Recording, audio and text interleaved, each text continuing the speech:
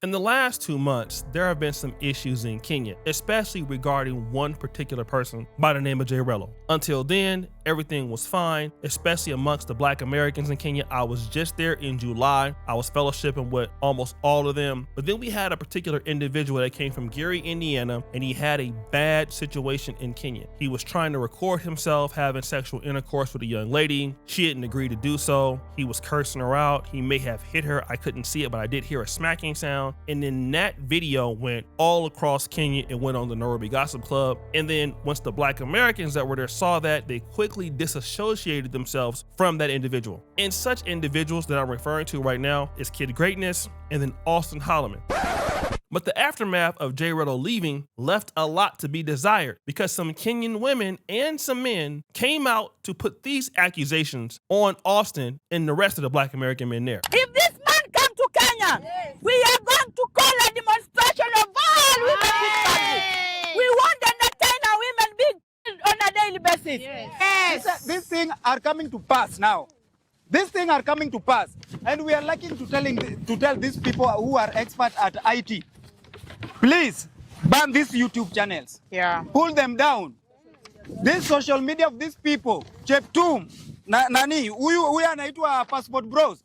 This YouTube channel should be banned, should be pulled down. We shall not allow these idiots, these malagjuas, these baboons are coming to our country, misusing our ladies. With them. That one is not going to happen in our country again. If the government is not going to take action, we are going to take action by ourselves. And we are telling these Passport Bros and the big boss, we are aware that you are coming in our country next week. We shall arrest you or ban you in our country. Kenya women power. Kenya women power. Now, these are some real serious allegations, and Austin Hollman himself made a response video to defend himself. You know, the thing is, I've promoted Kenya so heavily and positively for the past year since I got here last August. Actually, the entire time since I got here in 2023. I promoted it so much that my audience didn't complain actually, and told me to stop complaining and gaslit me and said that I was lying about that. And this is the response that the locals are giving you, is that we're exploiting rather than looking at the big. See, I don't know, but I'll tell you guys this: ignorance breeds a lot of violence. And the reason that this is dangerous is because the mentality that you're seeing amongst these people, I don't know what document this is she's reading, but the mentality that you're seeing amongst these people in this video is that literally all you had to do is point the finger and say, he did it. And then they just go over there with a chainsaw ready to kill somebody. That's literally no thought process, nothing. Just point the finger, he did it. Now go do this. Literally. So I'm just wondering, you know, the talks that I have about, hey, you know, when you come employ Kenyans, don't exploit them. Because I've said this, don't exploit them. Give them a livable salary. The reason that corruption is so rampant in Africa and as well here in Kenya, it's because the people are getting paid something that they can't even live off of. Now, in this situation, he's saying, like, listen, you're saying some things about us that can get us hurt. And again, the lady, I can understand that she's upset. However, I believe that a lot of the information, or at least part of the information, that I can verify, is definitely not true. All right, Austin, you know, he may have had some issues online. All of us as content creators have had issues, but I can tell you that he's been very, very, very mature, promoting the country, bringing people to the country. He's been calling out people who are disrespecting people in Kenya, and that's the God's honest truth. I've seen him. And then also I've seen his content elevate. He's been talking more about African issues and geopolitical issues and stuff like that. Like, he's really, really immersed himself into the continent. And then he also says this: you need to provide a victim and hospital records, because if somebody almost bled, they had to go to the hospital. You can't stop that at home. You need to provide hospital records. You need to provide proof that I was involved with that. Like, you need all three of those. So we can't just make statements like that, because that's a very bold statement to make it seem like you almost killed somebody. But again, is everything that's being done here in vain? Like, is all this stuff being done in vain? Because it seems like no matter how much, and I hate to say this because every Kenyan, again, is not like these people in this video. But it seems like no matter how much positivity we try to spread about Kenya, it's almost getting nowhere fast. So this lady said that Austin had some lady that was bleeding. It seems to be something that is not factual. He's asking for her to give this evidence out. And, you know, like I said, these are things that he's defending himself. And now he's saying, is it worth being on the continent? I answered the question for him.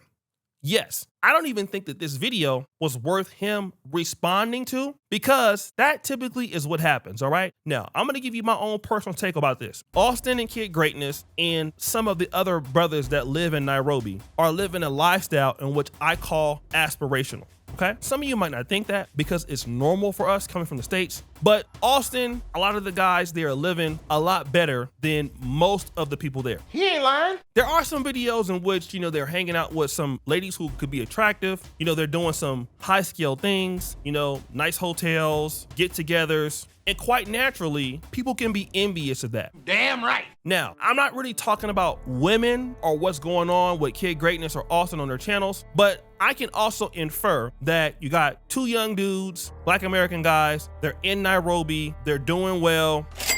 When people see that, there could be some animosity there. I'm not trying to say all Kenyans are not like this, because they're not, right? But with some, it could be some animosity. And the fact that people can see how they're living, what they're doing, and then, you know, you throw the J Rello situation on top of that, it almost makes me believe that people, or some people, were envious of them as it was, okay? And so then what happens is, if you're men and you're in a country and, you know, you have some ladies that like you and they can tell that. So what happens is people can start blaming you for things that you do or do not do. For an example, I covered the video where Kenyans were complaining about Black Americans driving up the rent in Kilimani, in Kileleshwa, in Lavington. So as Black Americans, we do have to be cautious of our lifestyle that we may show. As Black Americans, when we put stuff out on social media, thumbnails, I made that mistake before, people can judge you on that. And then when you get a situation like J Rello, it's just not J Rello that's affected.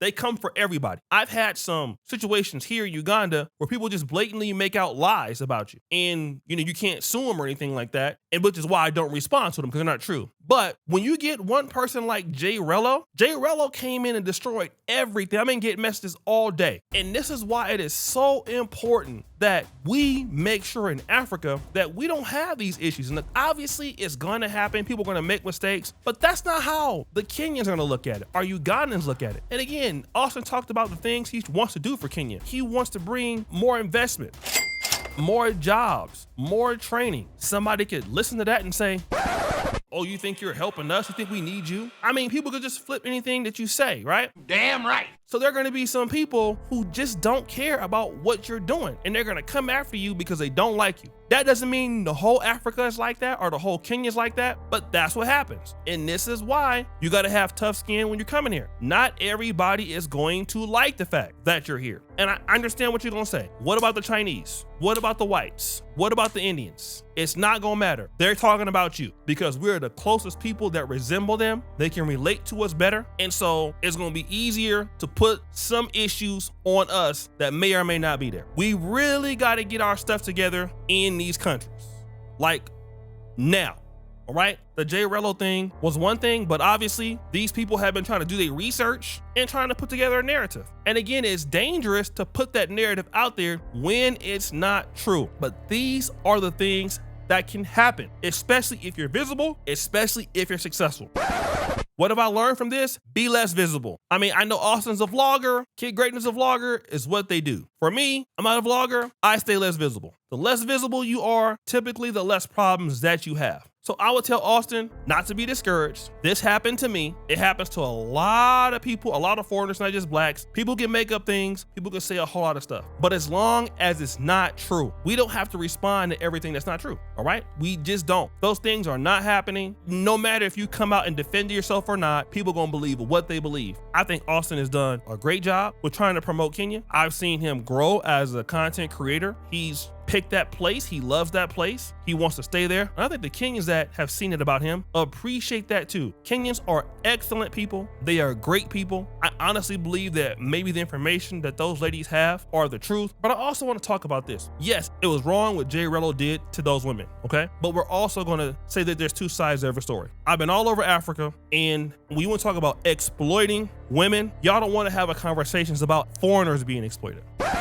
There are a lot of men being exploited, okay? It works both ways. The issue is y'all don't want to talk about that. Y'all really don't want to talk about fake pregnancies, lies. My granddaddy died. I'm in the hospital. I need this. I need that. People telling, your girlfriend things in the ear to try to manipulate you. And a lot of women do certain things with foreigners willingly. I've been in Kenya. I've seen a lot of Kenyan women with white men, Indian men. I see it here in Uganda. If you want to talk about exploitation, it happens all around, all right? So yes, foreigners can exploit women. Black Americans can do it. But also some women and many women engage in these sorts of activities with these men. And then sometimes we can be biased and then blame other groups when this exploitation on both sides has been happening for years. Keep in mind, Black Americans just been going to Kenya for like 5 or 10 years. The problems that were happening in Kenya before that couldn't have been our fault. Now we got to take accountability for our mistakes, and J Rello is our mistake. But to just blame Black Americans, to say that they are exploiting women when, like I said, it go both ways. It's a lot of brothers that have been exploited also on this continent, in Kenya, in Uganda, and never had told anybody about it. So again, I appreciate you for listening to this video. I'm out.